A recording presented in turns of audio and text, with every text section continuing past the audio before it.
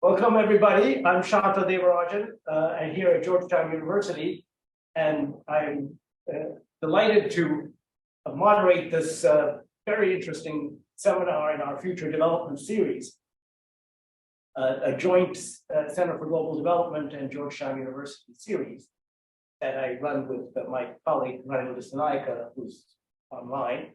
I was trying to think of how to introduce my good friend, Arvind Subramanian, today, and I think that there are two characteristics of Arvind. One is that he works on some of the biggest questions in development, like growth, the future of China and India, and things like that.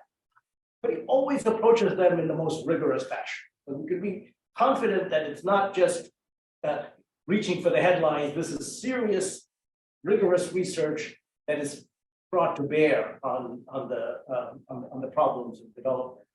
And I was thinking about this while driving in this morning, and on NPR, they were describing this new conductor of the New York Philharmonic, Gustavo Dudamel, and they described him as somebody, he's a musician who can appeal to the public and to musicians. And I think I thought of Arvind then, because he appeals to academic economists and to policymakers. And that's his real strength. I'm equally delighted to introduce our discussant, Poonam Gupta, who has been really one of the leading thinkers about macroeconomics in India. Poonam used to be the lead economist for India at the World Bank, and now she's the Director General of the National Council on Applied Economic Research in Delhi, and she'll be joining us from Delhi. So with that, speaking of big questions, Arvind is going to tell us about the future of economic growth. And so over to you.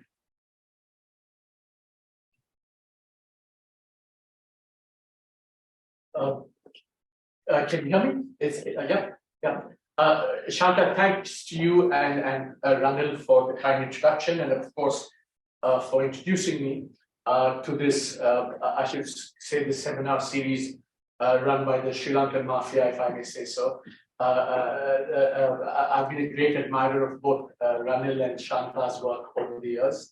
So it's a great pleasure to be here. And without further ado, let's kind of so the topic that I'm going to speak on today is about economic convergence, what we've seen, the future, and I'm going to end up with some somewhat critical remarks about the discipline of development economics and what it can or cannot do to help us understand these fundamental questions of growth in the world. So even as I speak, two of my favorite people in the world, Justin Sandifer and Nancy Birdsall, are entering, and that makes me want to be even more controversial than I normally tend to be.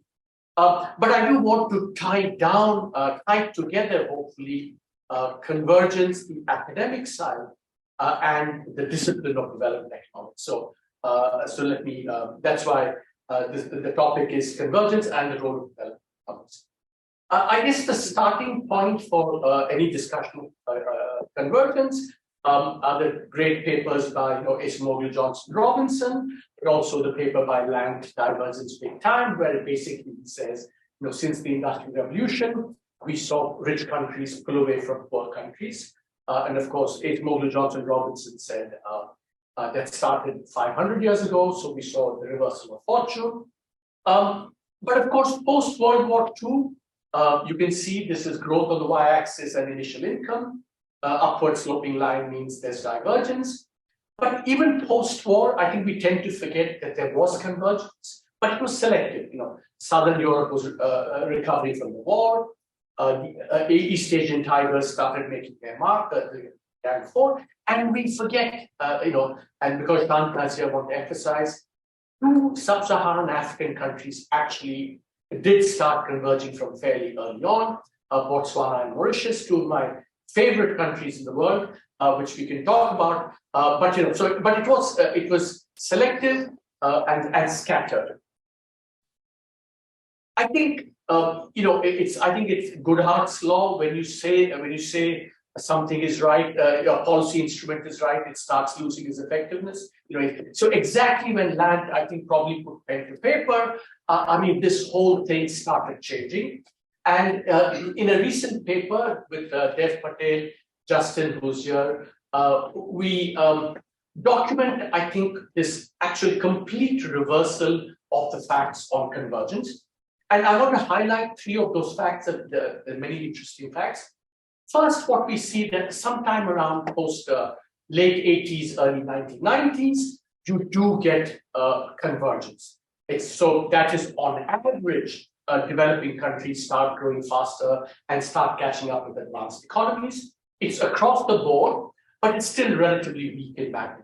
So, Barrow speaks about a 2% rate of convergence. We saw for our group as a whole something like 0.5% weak, but still they're very different from the past. So kind of a real break from a 200-year history. The second, and I'm going to come back to this very important point, and given that lots of World Bank people have staked their career on this, the World Bank has been in the forefront of pushing this middle income trap idea, which is a very interesting idea. But what Justin, Dev, and I find, of course, is that it's kind of almost exactly the opposite. That it's the middle income countries that on average grow much faster, the black dots here. They're also the most stable, which we show exhibiting lowest volatility. And they also show the most persistent growth over time. Remember, this persistence is important because in a famous paper, Bill Easterly, Larry Summers, Land, and Michael said, developing country growth tends to be very non-persistent across time. And they went on to say that shows basically, policies are stable, outcomes are unstable. So most of this is luck, not policy. But we see that that's almost exactly the opposite has happened for middle income countries. Faster growth, more stable growth, and more persistent. And it's going to be a very important point, which I want to come back to at the end. And the third fact is that you do find that towards the end, convergence starts weakening. Post-global financial crisis, because of post everyone's growth declines, but also that of developing countries. So there's weaker convergence post. And of course, this is what therefore immediately sets up the question of, will this continue going forward or not? But in order to do that, we need to understand why this happened in the first place, to understand whether it will persist or not. And I think there are about 3 or 4 reasons for this. I think the most important is what I would call the Obama doctrine, stop doing stupid whatever shit. And a recent paper by Michael Kremer, Willis, and you kind of goes in this direction because it's a companion paper to ours. And what they show is essentially this convergence, unconditional, is happening because policies themselves are converging. And so the difference between conditional and unconditional is kind of becoming blurred. So it's policy, institutions and policies are converging. And I take that as a stronger version of what I would say is the weaker version, is the stop doing stupid shit stuff. And I think that, to all those anti-neoliberal critics, I want to say very, very firmly, whatever you may say about some aspects of neoliberalism, it did eliminate a lot of stupid shit. A lot of it, imprudent macro policies, gazillion exchange rates, gazillion interest rates, multiple tariffs, loss-making parastatals, more fixed exchange rates. You can pick a menu. I can tell you, I've been studying Indian economic history in the first 30 years. The kinds of madnesses that went on in the name of things. I think neoliberalism, let's give it credit, at least it got rid of, some of the most egregious, for example, India, forget about having average tariffs of 150%. There were probably like 600 tariffs or 1,000 tariffs, and Shanta and I were just talking, end-use tariffs by end user, favorite thing. If you use it for this, this, if you use it for this, and with weak state capacity, how the hell do you monitor this? So I think this was probably a big part of why unconditional convergence began. Second, of course, is globalization. So this is a chart The blue line shows broadly the difference between developing country and rich country growth. The red line shows world export to GDP, and you can see that there's a very, very strong correlation. And so there's no question that hyper-globalized, I call this the era of hyper-globalization, because trade to GDP around the world rose very, very rapidly. That was associated with, again, I'm going to come back to this, my gripe against the anti-neoliberals who talk about the rising inequality, China shock, etc. This was the period where the largest reduction in poverty happened around the world. And I think we should not forget that about globalization.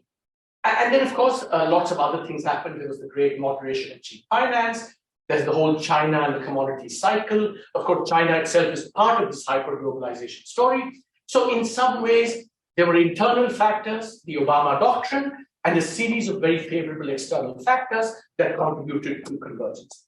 So obviously, going forward, you say, well, are these things going to continue or not? Because that's what caused it. Will those persist? I think clearly hyper-globalization has ended. So, but whether we're going to have deglobalization, reglobalization, or whatever, it remains to be seen. Cheap finance, great moderation has ended. China is slowing down. So it's clear that the external factors are going to be less favorable to unconditional convergence. And then I'm going to come back to Obama doctrine, have we learned the lessons of the Obama doctrine or not? And I'm going to come back to that. But of course, these are the old factors, but I think there are also new challenges to convergence. I call them, the headwinds that are squeezing development space for poorer countries. Carbon space is being squeezed, policy space is being squeezed, and I would say structural transformation space is being squeezed because of a combination of technology and education. I'll just talk about that in just a second. So, we've spoken about hyper-globalization, that's ended. So the globalization space has been squeezed. Carbon space has been squeezed. There's no doubt that growth and energy are correlated. And if, energy is going to be squeezed, growth is going to be squeezed. And of course, the shrinking policy space. This is a favorite chart of mine where this shows when did developing countries have to adopt intellectual property laws compared to advanced countries. So one part of the problem with the neoliberal consensus was the convergence of ideas also led to a convergence of a lot of stupid ideas. And one of them was developing countries should have the same intellectual property laws as Danny Roderick, of course, has spoken about the squeezing of the policy space in the WTO, export subsidies were disallowed. But so there was a question about shrinking policy space. But I think as the consensus erodes, this policy space is going to expand again, because nobody can say, this is the template that everyone should follow. But I think this is a poison chalice, and I'm going to come back to this shrinking policy space in just a second. And I think this, the structural transformation space, I think is a really serious one. And this is really the wedge between if technology going forward is going to be less unskilled labor and labor utilizing, then structural transformation, which is providing employment for unskilled labor across the world, across the developing world.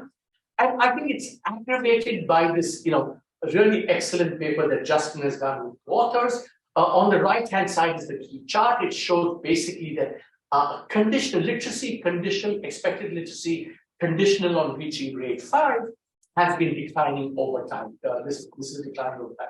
So whatever gains you've achieved is because there's been more enrollment, but once you get to grade 5, you see educational attainments come down. As we know, the latest Pratham survey was released, which shows that learning outcomes have deteriorated. So it's this divergence between technology on the one hand that's becoming more labor saving, and the educational capability of developing countries is actually going in the other direction. Because if you want to have structural transformation with more skilled labor technologies, your educational attainment has to catch up, and that seems to be going the other way. And so this is something that I'm not an expert on this, but this seems to be something that we should all be watchful about.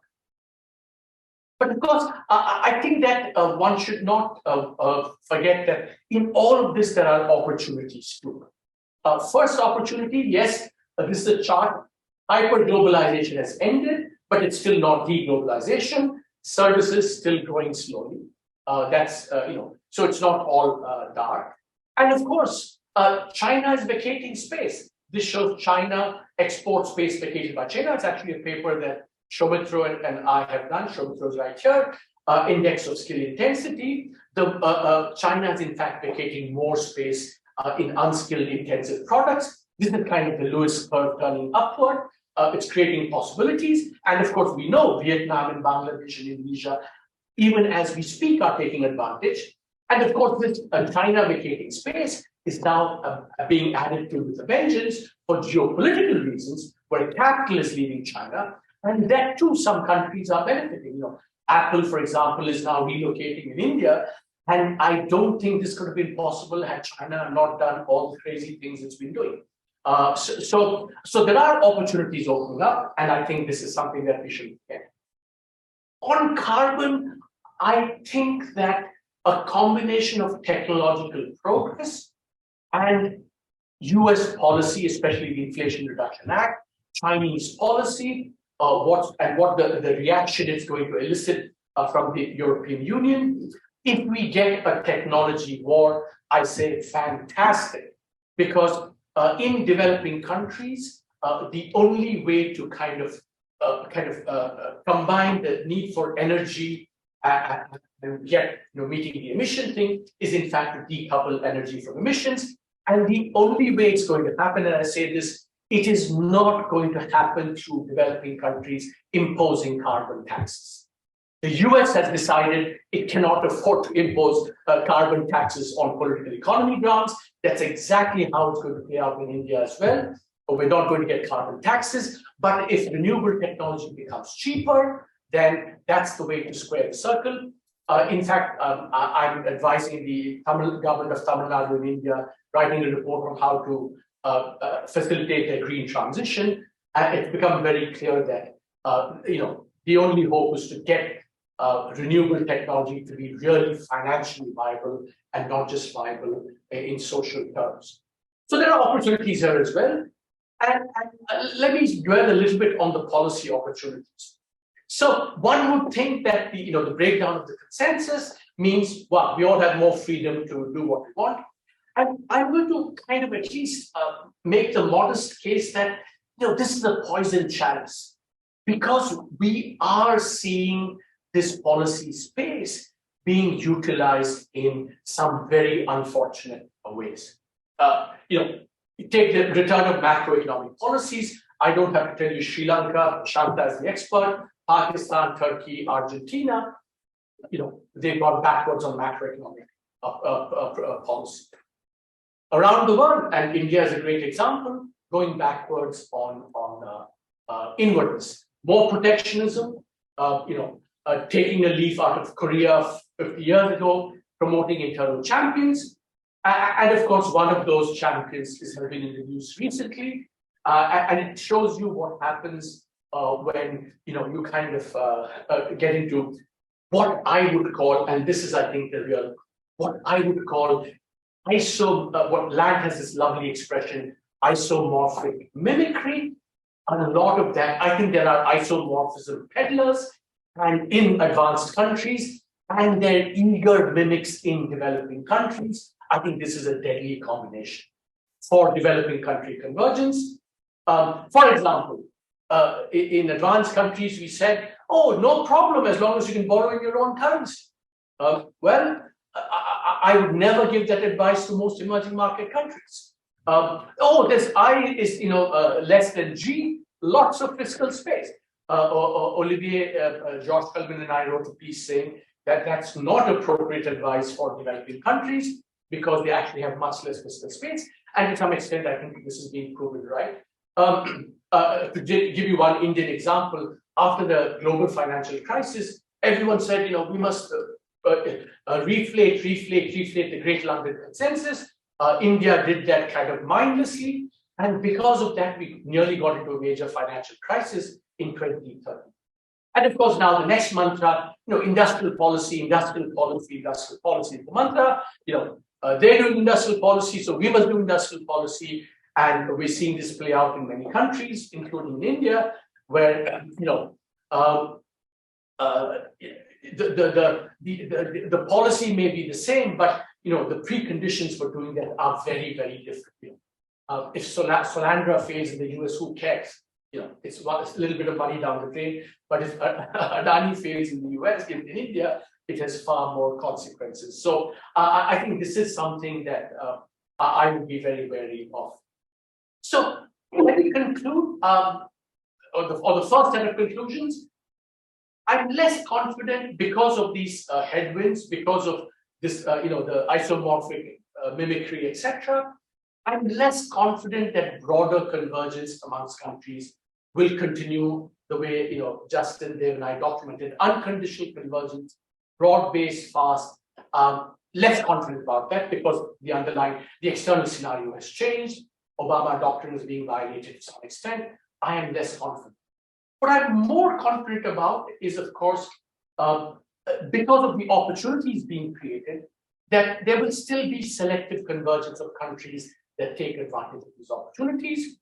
And I'm pretty confident that convergence amongst peoples will continue for the simple reason that I have a great confidence that China and India will continue to grow faster than most advanced economies. For reasons that I'm just going to spell out. So unconditional convergence, a new and phenomenal change in the underlying growth performance of developing countries for about 15, 20 years.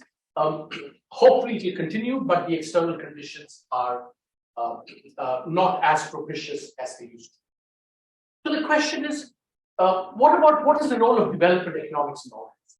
So I said I was least confident about broad-based convergence, a little bit more confident about selective convergence. I am most confident about the fact that the future of convergence is much brighter than the future of development economics as a relevant discipline for understanding and promoting convergence. Let me explain.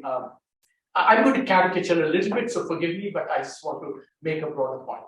I think there's some really sobering news on development economics. I would call this the thraldom of nano development. Development economics, and I'm going to spell out both nano and the thraldom bit. The nano development part of it, I think, has two broad components. There's a kind of profound epistemic narrowness, whether it's the question being asked, the elevation privileging of some methodologies over the others, and a kind of obsession with finding, quote unquote, interventions, micro interventions that will save lives or whatever. So it's become very, very narrow epistemically in these broad terms. And then the second part of it is what Devesh and I wrote about. That's the kind of the monopolization of knowledge by the North. So less agency for developing countries, research priorities determined by whether you can publish in the QJE rather than what the real question of importance is. And there's a kind of condescension in this, developing country problems are simple. There's a seductive simplicity that, that's the intervention obsession. You do an intervention, you document that it works, and lo and behold, you've come up with a solution for, some problem in development or whatever. So I think there is a kind of deep narrowness and monopolization and the deprivation of agency that's going on. And the thraldom part of it is because, at least for the moment, I don't see any escape from it. Because there's a mutually reinforcing stranglehold of ideas, sub-ideas, effective altruism, gold standards for evidence, private philanthropy, academic gatekeepers. They all come together and are perpetuating the system in a way that I don't see any way that we're going to soon break out of this. And we can talk about how this happens, but basically, so that's the kind of sobering news about development economics. And now I'm going to my last slide. But I think there's really good news. I'll tell you what the really good news is.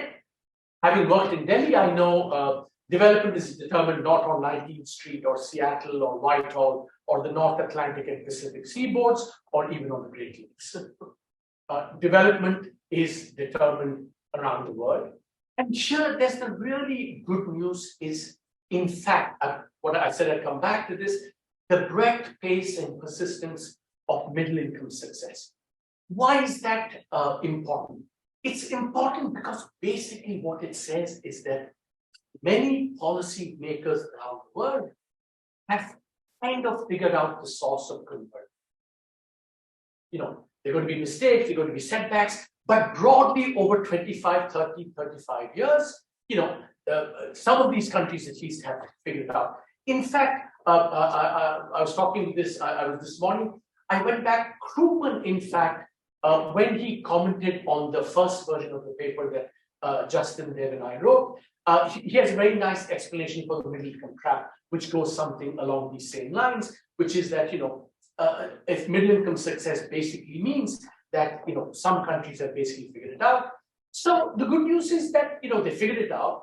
And of course, there's a kind of political economy dynamic, which is that, you know, having enjoyed the fruits of convergence, there is going to be some bottom-up pressure. This is what Jagdeep Bhagwati called the revolution of rising expectations. So between policymakers having broadly figured it out, and between the political economy that's going to demand more and more, it's this combination which I think, you know, one should therefore just trust developing country policymakers, at least the ones that have figured it out, that, you know, they'll make mistakes, whatever, but basically they don't need to be, you know, given heavy advice or condescended to or made anxious about middle income traps and so on.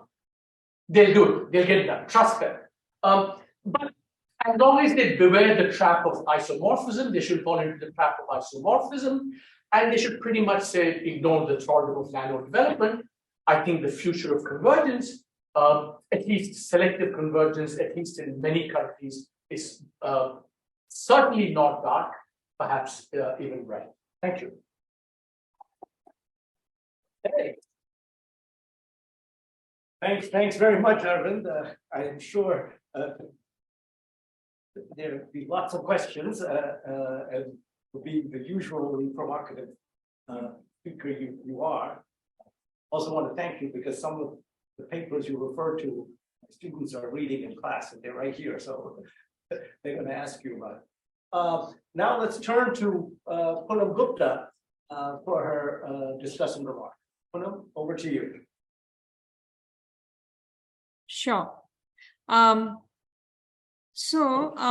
When I connected, the reception wasn't great, and I don't know whether you all can hear me well or not. So please let me know. We hear you well. Yeah. Very good. Thank you. Perfect. Let me just go to my slides. All right. So I'll take about 15 minutes myself. So thank you, Shanta and Arvind, for this opportunity.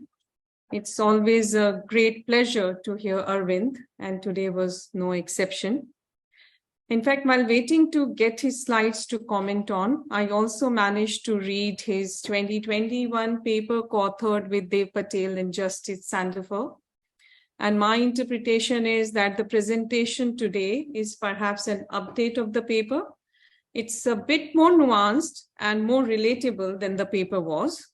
So therefore, I have, in fact, very few direct comments on the paper or presentation, except to say that I agree with most of the things that Arvind presented just now.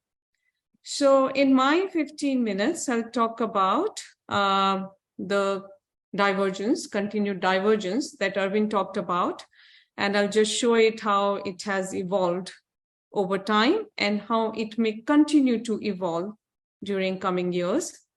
I'll make some observations from India, and then I'll talk about the policy priorities, including as a part of the G20 discussions that are really have become mainstream and have heated up in Delhi, it being the year of India's presidency of the G20.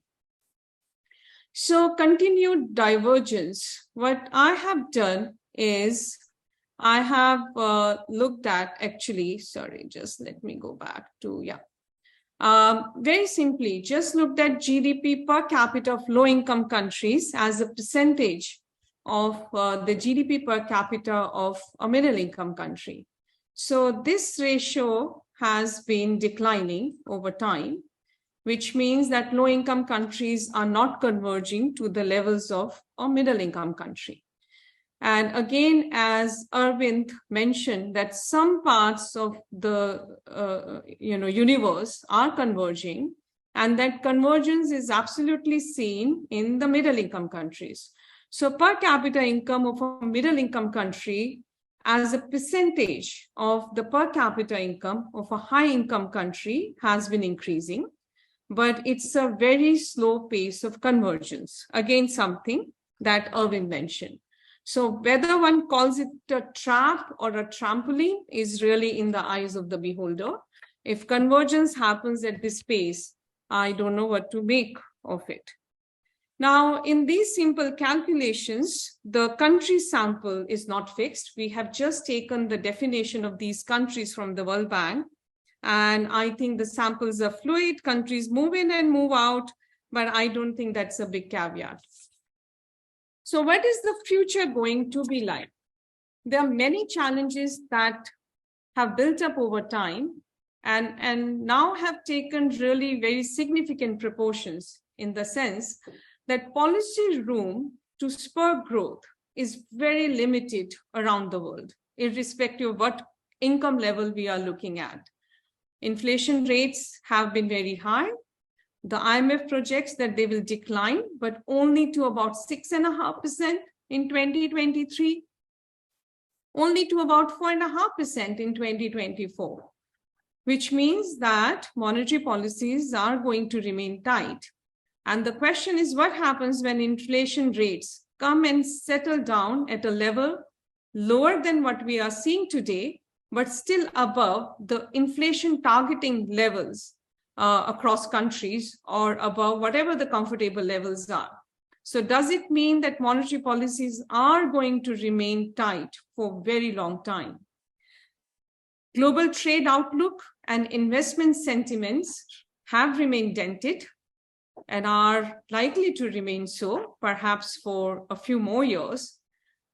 Debt levels are high everywhere, especially in high and middle income countries. And as for the low income countries, half of them are in a debt trap, which means that countries will perhaps be finding the ways to reduce their level of debts rather than being able to stimulate their economies going forward. In the midst of all this, it's not clear who's going to finance climate transitions. At what pace will this transition happen?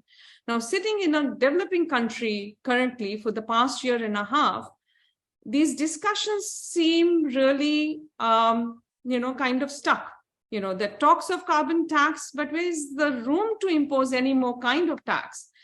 Countries are still trying to come out of the bloated fiscal and shrunk denominators that were experienced during COVID.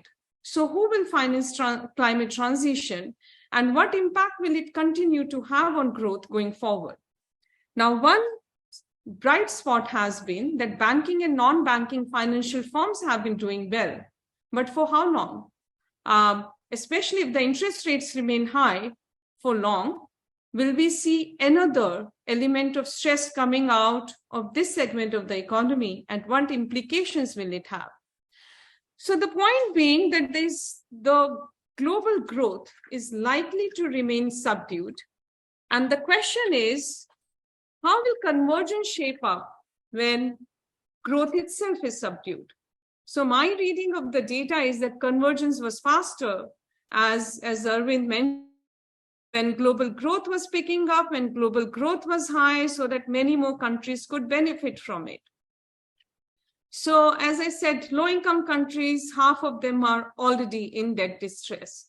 And we need to look for ways to get them out of this situation so that they can make their minimum needs met, let alone growing much faster at an accelerated pace for years to come.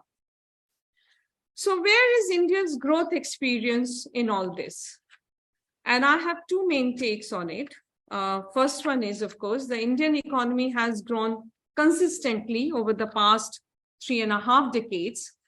GDP growth rate has accelerated over time, and it has been faster than the world average.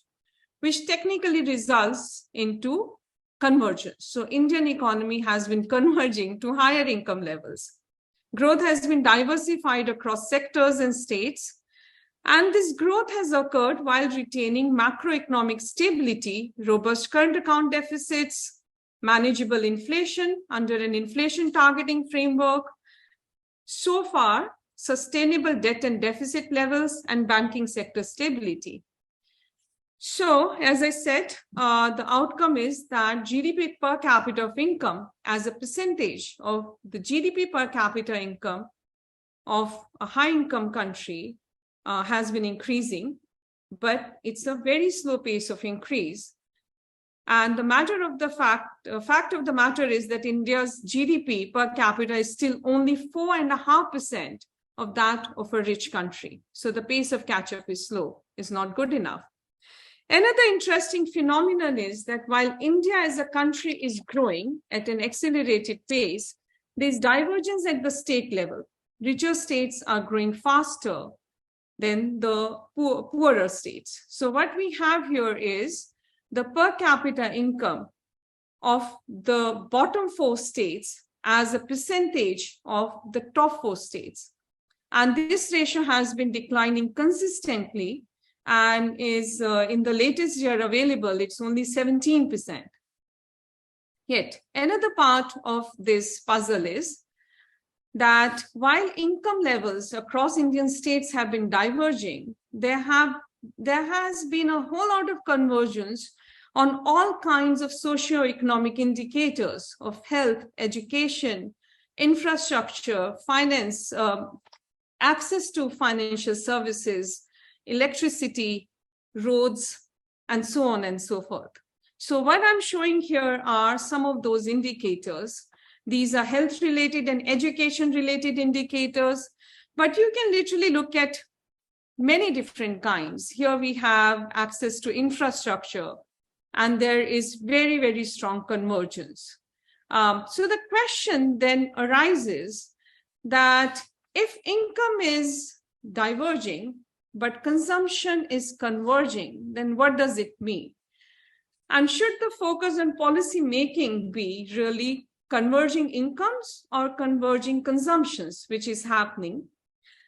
What role does the labor mobility and capital mobility play in making these convergences happen?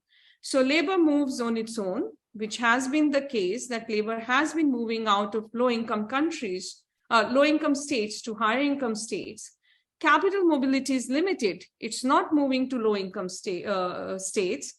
So how should these phenomena be looked at? And what is the role of public policy? Should government really try to push capital to low-income states or let these natural movements happen on their own? And what is the role that fiscal devolution is happening in converging consumptions or incomes? Now, I'm just moving to the last part of my presentation, which is about the role that the G20 can play in the midst of it all. And it's based on some work that we are doing at NCER to feed into the policy discussions as a part of the G20. And it relates to the work that CGD has done as well, and this work by Masood Ahmed and his co-author. So here the question is that, so two main points really that we are picking up in this paper across, sub-dimensions of those two big questions. One is debt relief for low-income countries. The common framework for debt treatment that was agreed by the G20 in 2020, which was intended to expedite debt restructuring, is not working. There have only been 4 countries that have approached for debt relief, and yet more than 2 years after some of these countries reached out and the framework was put together, no meaningful relief has been given to any country.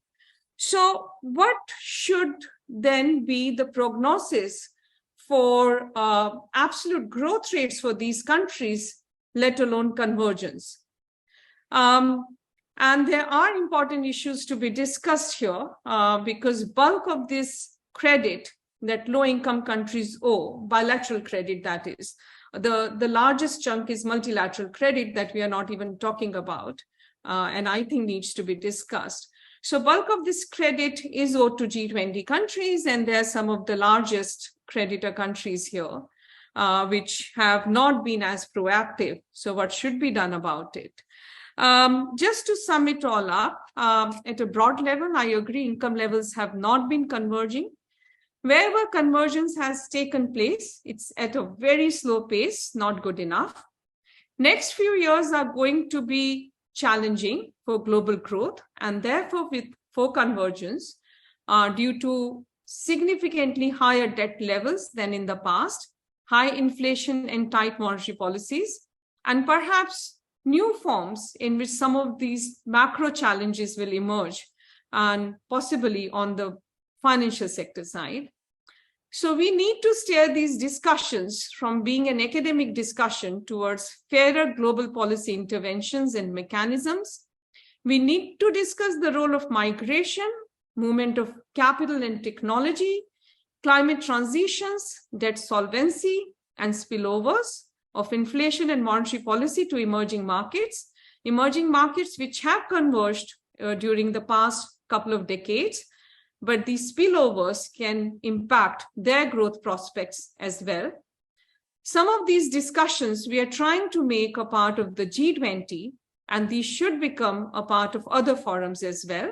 And we are working on these as a part of the work that we are doing currently at NCER. Thank you.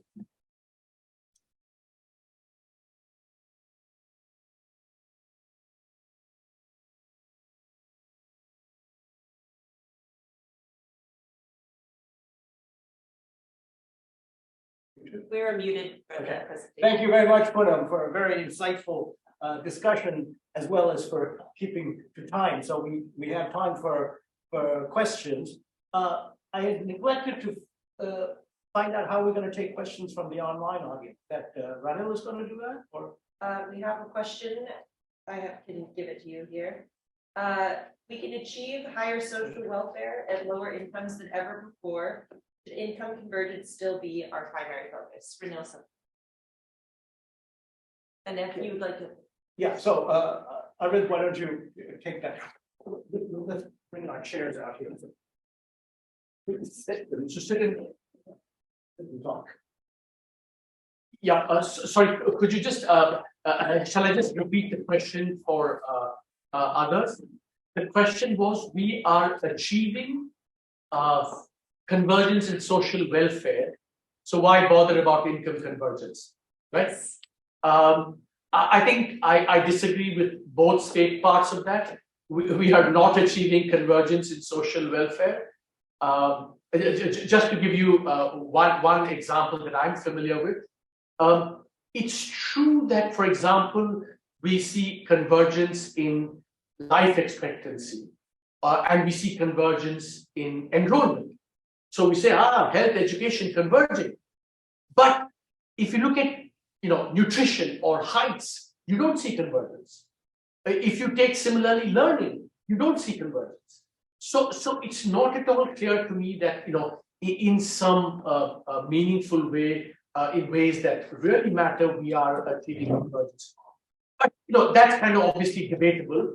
But I would say the second part is that, we have learned around the world that development is maybe not the only antidote, but a very important antidote for getting the other things in place as well. So absolutely, income convergence has to be top priority, because apart from anything else, it provides the resources, it provides the political economy dynamic, it provides the revolution of rising expectations, and of course, tends to be correlated with all these social outcomes. So the notion that we should abandon income convergence seems to be, as Lance Pritchett would say, exactly wrong. Nancy, we have a question from the floor here. Just wanted to raise two things, Arvind. First, I assume that your remarks about nanoeconomics was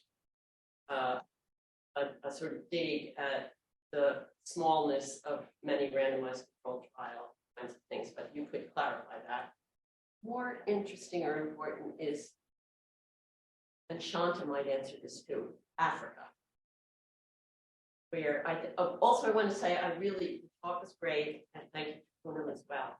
Really good remarks. You don't have to say that, Nancy. No, but I mean it. So Africa, it's a concentration of low income countries, and all of the time you were talking, I was thinking, well, yeah. What about the low income countries? And now Poonam brought that out in some wondrous detail, the situation that they're in. So anything you want to say about what's necessary to get the convergence ball rolling in a concentration low income, without a good market, without roads, without whatever it takes as a country. If Africa were a country, how much faster? And also, if you're going to answer the nano question, Yeah. I want to add that, because Poonam didn't address that. I want to ask Poonam also what she thought of that part of Arvind's talk about nano development, especially since you are in the head of a research organization, some of whose work could be described as nanoeconomics. Yeah. Sorry, Poonam, do you want to go first, or shall I go first? Whatever. Shant, I'm losing you. The reception isn't great. So I lost some parts of the question as well as Arvind's presentation, but I had his PPT. So the nano parts of the two things, if you allow me, I would like to comment on. Again, I am able to hear about 50% of what is being discussed. So I'm just connecting and filling the gaps myself. So I may not be 100% spot on. So if I understood correctly, I think what Arvind was referring to was micro policies through which you are trying to get macro results throughout the country. I think that's what he meant. Now, unless there's specific reference to something, I don't know how to respond to that. What we do see is highly practical, implementable ideas that are being rolled out at scale. And there are many of those, along with macroeconomic stability in the country. At times, the way the ideas are being implemented and being sequenced, it's not something that we have learned growing up, being students of economics or working wherever I have worked, IMF, World Bank. So it seems unusual at times because I'm not able to place them within a framework, but many of them, or I would say most of them, are showing great results. But what I want to comment upon is, if I understood the question correctly, that if consumption is converging, then why bother about income convergence? So let me answer that question in two parts. First, when Arvind, if I understood you correctly, that you are denying that the socio-economic indicators are converging. That's not true. Maybe one or two are not converging. Anemia is one of them. But if you look at NFHS 5, and that's the latest data that I have looked at, huge amount of convergence across indicators, including on gender empowerment. I've looked at the data myself, and I don't think it's, if it does not match the storyline, then we junk the data. Either we junk the entire data, but let's not cherry pick on what is working and what's not working. As I said, except for one or two. Of course, it has not been enough. I agree with that because it's not resulting in income convergence. Now, the question is, should we still worry about income convergence? Certainly, at the cross-country level. Within a country, you can have some periods of income divergence and you try to, make other things converge. But at a cross-country level, that's not possible because nobody's transferring money to the same extent. Even within a country, after a limited period, you cannot continue to converge your incomes, consumptions, because there is resource transfer happening. So besides the fact that you cannot forever continue to finance it, the political issues as well. Richer states have already started to complain about the fact that they have to transfer resources to poorer states. And so it's a game that can be played only for a finite time period, and eventually all states will have to. The question is, how will that happen? Again, will capital move, and at what pace, to the poorer states, capital and technology? That hasn't happened as yet. And what is the role of public policy? Or should one just encourage greater migration and better urbanization? So those are the real questions. I'll stop here, Shanta. Thanks. Thanks. So you take that nano and then the Africa. Yeah, so on the nano, I had something much broader in mind. It's not just about my sense of the drift is it's a combination of everything, not just the premium based on or privileging one particular form of methodology and evidence, so on. I think people don't ask the big questions. I really think that facts change the world, not causal evidence. We've abandoned that kind of thing, and I frankly think the monopolization of knowledge by the norm is a real problem. Justin actually had something clarified my mind. Let me try and develop this example here. So take education, for example, right? The search for these interventions, right? And now we've hit upon this teaching at the right level intervention, right? I mean, everyone says this is the kind of event. But I only know the Indian experience well. I've often thought about this a lot in India about education. And what has struck me is, is the real secret here of the sauce, is it this micro intervention? Or is it actually a Pratham Rukmini Banerjee kind of effect, where it's the institution there, which is actually doing all this stuff? And this teaching to the right level is kind of. Now, the thing is that for an academic, you have nothing to, let's say if it's a Rukmini Banerjee Pratham effect, you have nothing to say. You can't say, create more Rukmini Banerjees and Prathams in the world. I know. But if it's an intervention, you can actually say, yeah, I've done causal evidence, this, that, and the other. So it's a whole host of things like that, which I think is, and the problem I see is that now private philanthropy has got in on this as well. That, the funding is for this, most of the papers get published if you do this. So that's the kind of, it is a kind of closed ecosphere, and that's the thraldom part of it. And that's what I think we need to, Devesh and I had all these, statistics. If you take the, Shanta, with due respect, and ABCD, Nancy, your great annual bank conference on development economics that you used to host at the bank for years and years, over 30 years or 40 years, 7% of the papers were from developing country institutions. Yeah, that's the thing. And we can read off statistics like that. So it's much broader than just one trial or whatever. I'm sure random trials are good and so on. So I think it's much bigger than that. Very yeah, and I just don't see how we are. I mean, I think we should at least have a big debate about can we have diversity? Can 1,000 flowers flourish?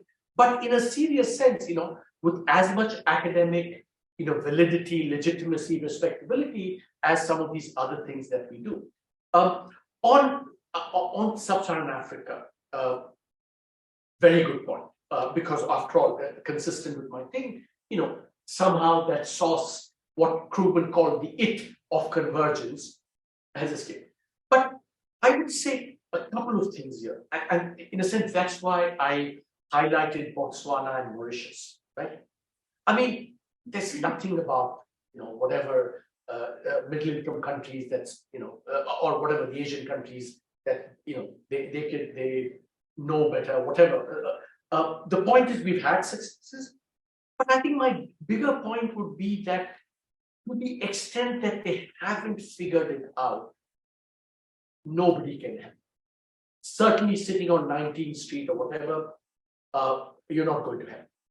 I think Stefan Durkheim has the paper where, basically their policy elites have to somehow, come up with some combination to figure it out. But I think, and my own view is that, the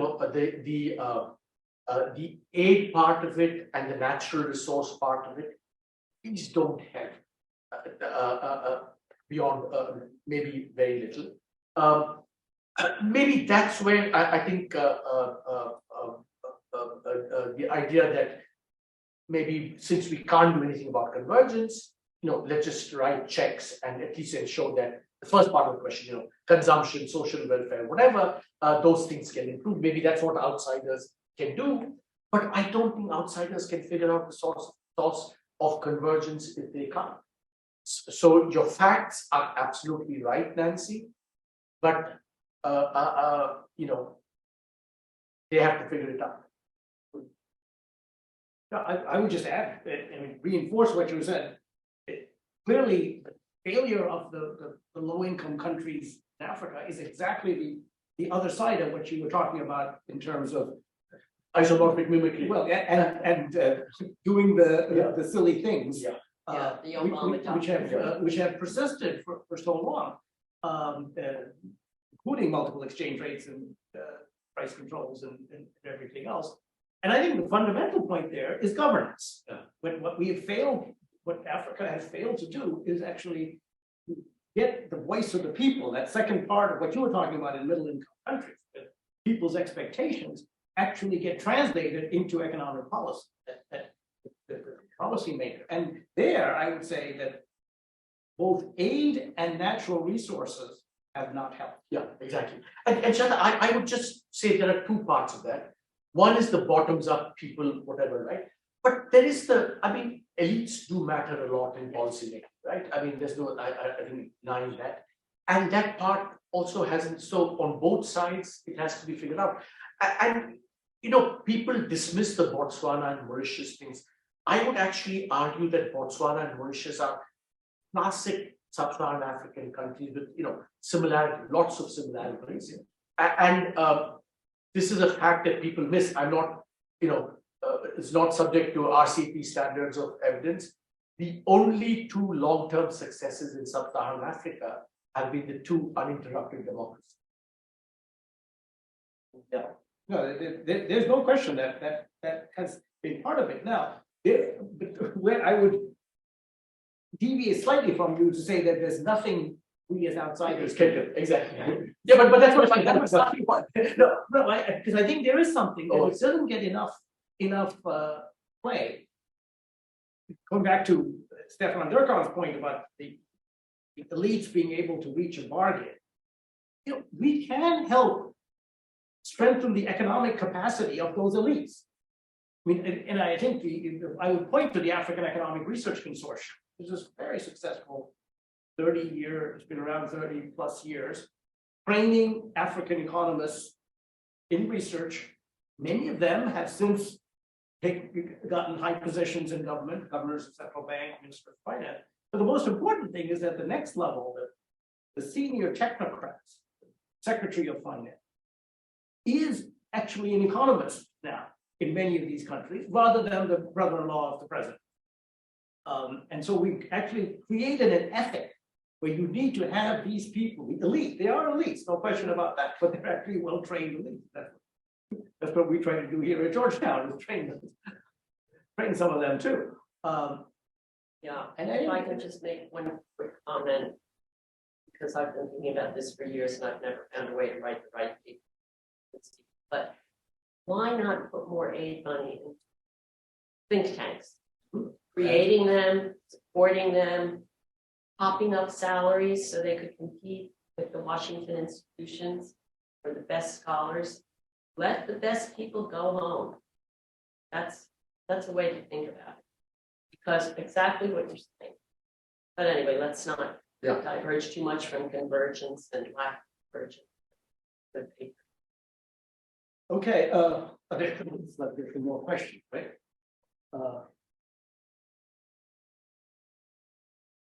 Why is the World Bank counter-cyclical? I don't want to answer that.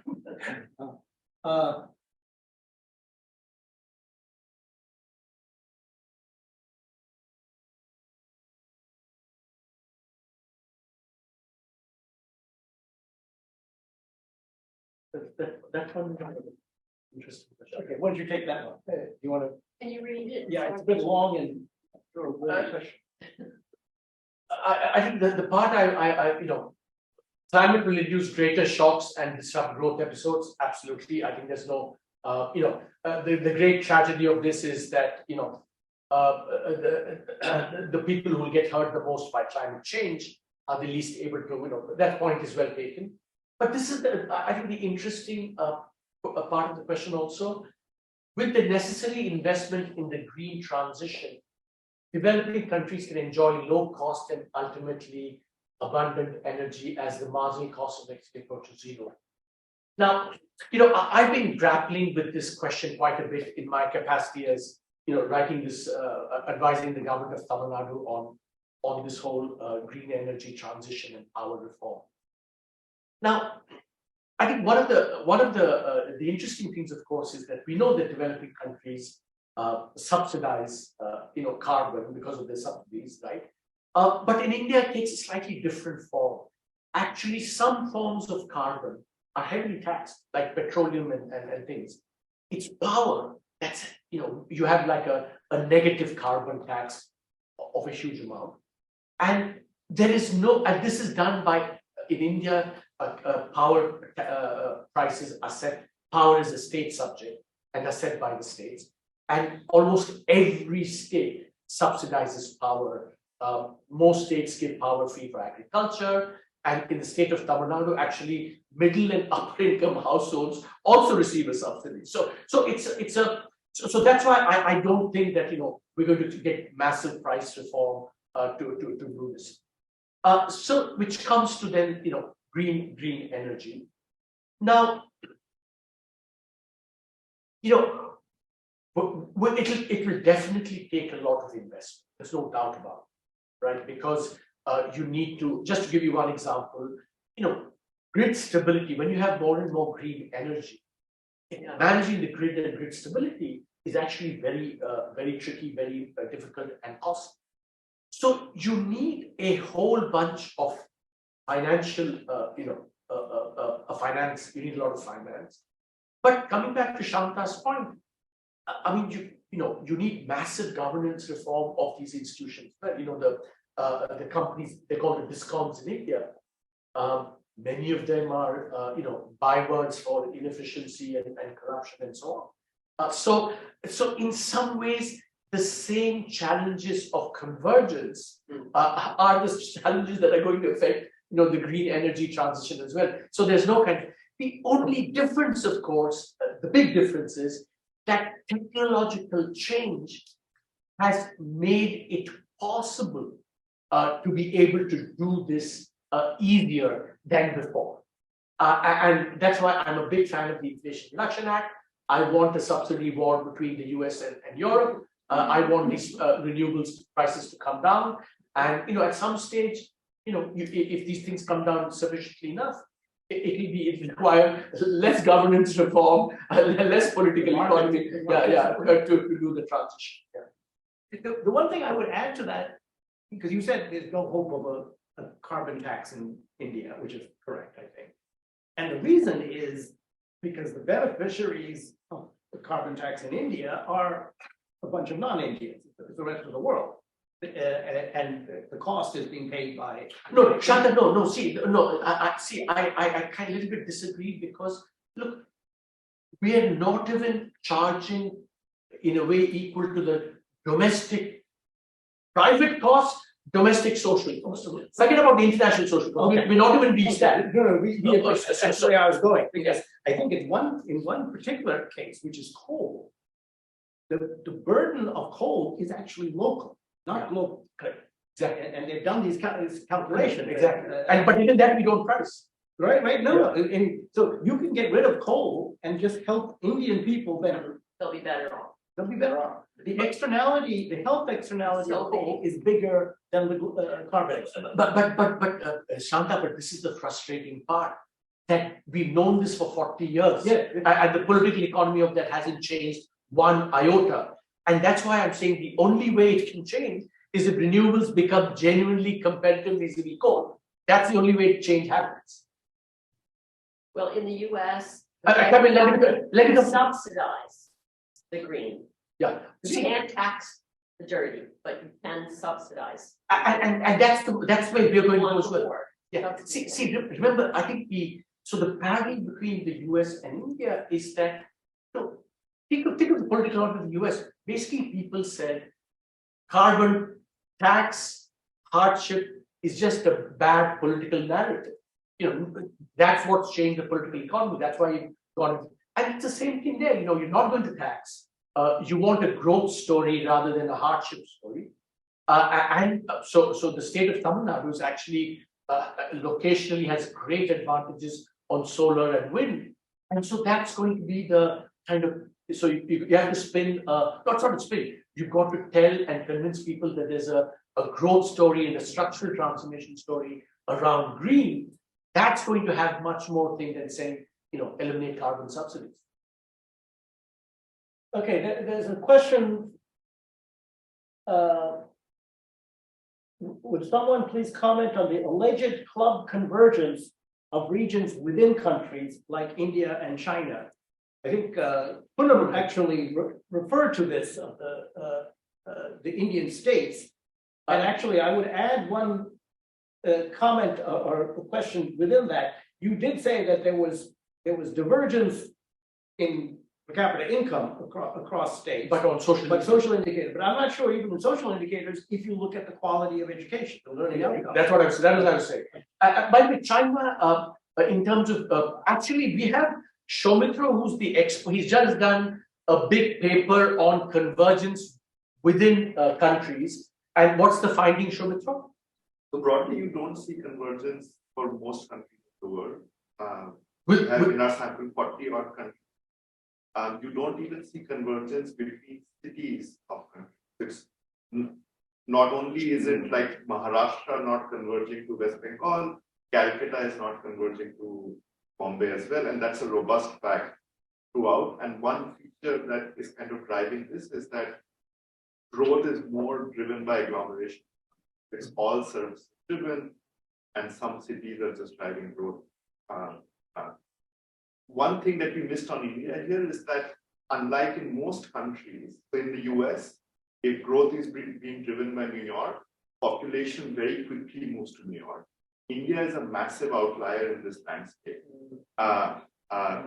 All the growth is driven by these coastal districts, but our most unproductive districts have the largest share of population. You don't see migration as an equalizing force. Migration. Let's work. Shanta has a question here. Yeah, but let's hear. Yeah, they put him. Sorry, put him down. Because her connection got disrupted. Oh, She's oh, Okay. But by the way, on China, the last I saw the evidence was in the 80s and 90s, there was no convergence, but in the beginning of the 2000s, there was some convergence within China or India. Should we take Shekhar's question? Yeah. Because we have so many experts here on this as well. Putting together your selective convergence of mostly with the rising global pressure, how should the bank and other MDBs change their strategy and operations? So let me be very simple here and clear, maybe controversial. I think the World Bank should be a combination of Nancy Birdsall and Justin Sanderford. Because I've written papers with both of them on this, and these are the two thugs that I feel. So Nancy and I wrote a piece, almost 10 years ago, basically saying, get rid of everything except public goods. Nancy may not go as far as me, but because of my view that all this country-to-country lending is all nonsense in any case, just do the global public goods, research in whatever technology. So just to be clear, what I mean by public goods, and this is something that is to be said before, but I think gains even more salience now, that by public goods, we mean not just to invest in science, technology, for agriculture, for green, health, etc., but also to have the capability, which we saw haunted us in the COVID pandemic, to have the capability to say, if there are any proprietary technologies that come out of these things, we have the money to buy out these guys and distribute it free to developing countries. It didn't happen in the pandemic. and with green technologies if it happens. So the public good role I see is all of this stuff, plus any technology, because it's peanuts. If you have to pay Pfizer 10 billion, it's peanuts for the global world, right? For the global world. So that's the Bert Salt Subramanian part of it. But, I also hang out too much with this, woke progressive, Justin Sandefur. And so the way I've reconciled, my not wanting to do any country to country aid is, but consistent with, the experience in India and everything is, just just transfers. Transfers of cash, just cash transfer, which can, help the, so a combination of, so you basically empty out all the World Bank buildings. Maybe you set up a chat bot with an algorithm which says, what should be the formula for writing checks? So you write the checks. That's how they do it now. Yeah, exactly. So you write the checks and you do the public goods. That's my conception of how the World Bank, the MBB should. Okay, I can't resist because I actually just published a paper on this topic and Yeah, I cited you guys. Yeah. Because I think there is a further problem, which if the World Bank is supposed to do global public goods, which is it cannot be organized by country departments, and it cannot be governed by country representatives, because that goes against the whole idea of global public goods. Yeah. We really have to. I agree. We got to just overhaul the whole apparatus, get somewhere. Okay, I think we've reached the end. So I want to thank Arvind Subramanian and Poonam Gupta, as well as our audience for very stimulating discussion. And this will continue as we progress. Thanks very much.